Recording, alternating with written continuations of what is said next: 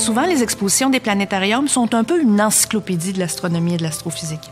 Nous autres, on n'a pas voulu faire vivre l'encyclopédie. On a voulu vraiment choisir un sujet porteur, un sujet qui est aussi en lien avec la mission d'Espace pour la vie, puisqu'on va s'intéresser, oui, à la recherche de vie ailleurs, mais pour comprendre la recherche de vie ailleurs, on a vraiment besoin de comprendre la vie sur Terre. On sait que la vie, ça prend presque rien pour la faire. Mais pour faire de la vie évoluer comme il y en a sur la Terre, plus on étudie, plus on se rend compte que ça prend des circonstances exceptionnelles. L'exobiologie, qui est la science qui étudie la recherche de vie dans l'univers, c'est une discipline qui est en pleine effervescence. En astronomie, c'est vraiment là où ça bouge le plus. Les gens qui s'intéressent à la recherche de vie dans l'univers s'intéressent beaucoup à la vie sur Terre, parce que il faut comprendre comment elle a pu débuter, comment elle a évolué, pour voir si on peut retrouver ces mêmes processus-là ailleurs. Donc, qu'est-ce que ça prend pour faire une bactérie, puis qu'est-ce que ça prend pour faire un humain? Quand on cherche, on a besoin de savoir ça. Donc, l'exposition, il y a une partie qui est très, effectivement, mise à jour sur les nouvelles découvertes en astrobiologie, sur, par exemple, ce qui se passe avec Curiosity sur Mars, etc. Puis aussi une partie qui est ce qu'on sait de la vie sur Terre, comment elle a débuté, comment elle a évolué. C'est une exposition qui est ludique, interactive, qui nous met dans une atmosphère aussi à la fois de jeu, mais de réflexion, d'admiration. On rapproche l'humain de sa planète, de la Terre vraiment en tant que planète, planète vivante, planète extraordinaire avec une géologie complexe. On essaie aussi de le rapprocher avec les étoiles, les autres planètes, et on fait aussi le lien avec la vie qui est sur Terre. C'est sûr que nous, la nature, dans ce cas-là, on l'agrandit à une puissance universelle. Tout le monde puisse apprendre des choses et en même temps s'amuser. On a travaillé très fort dans les moyens qu'on met en œuvre. Dans la recherche de vie dans l'univers, on se pose la question, est-ce qu'on pourrait, nous les humains, trouver une autre planète ailleurs où on pourrait vivre? Puis on fait vivre aux gens l'expérience de terraformer la planète Mars. Terraformer, ça veut dire comment on pourrait rendre Mars habitable pour les humains.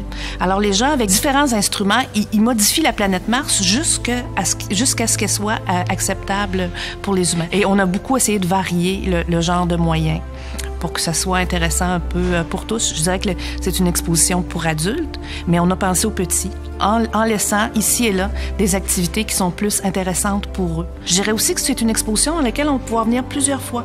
Une fois, on fait une stèle, 2 stèles, on revient, on regarde d'autres choses. Comme tout est numérique, comme tout est informatique, il y a vraiment une très grande quantité comparée à une exposition normale. Donc, il faut s'attendre à ce que les contenus soient mis à jour régulièrement, à ce qu'on va être au courant de ce qui se passe actuellement, ce qui se passe dans la recherche de vie sur Mars. Il y a aussi toute une partie intéressante sur les météorites, pour ceux que ça intéresse. On sait que ça intéresse beaucoup de gens qui pensent peut-être avoir trouvé des météorites, avoir vu des chutes de météorites. Alors ça, ils vont pouvoir en apprendre plus là-dessus aussi.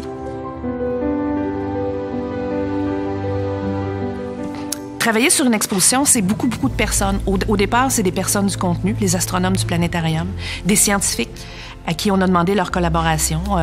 Donc, Robert Lamontagne, qui est un expert en astrobiologie, Pierre Hudon, qui est un spécialiste des météorites, donc des scientifiques extérieurs.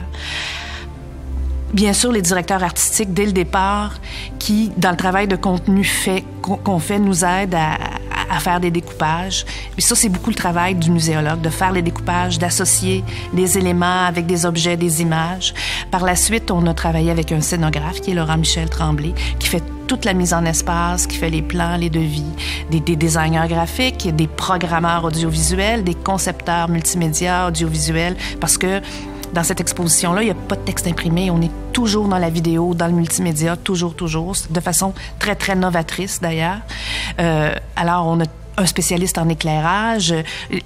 Je pense qu'un concepteur sonore, je pense que finalement, c'est très certainement 50 à 60 personnes, autant à l'interne que dans différentes entreprises montréalaises, dans ce cas-là, différents créateurs de différents secteurs qui collaborent.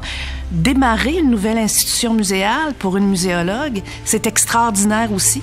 Une institution comme celle-là, qui laisse aussi autant de place à la création, à la beauté, donc qui veut faire des choses de manière différente, c'est extrêmement stimulant.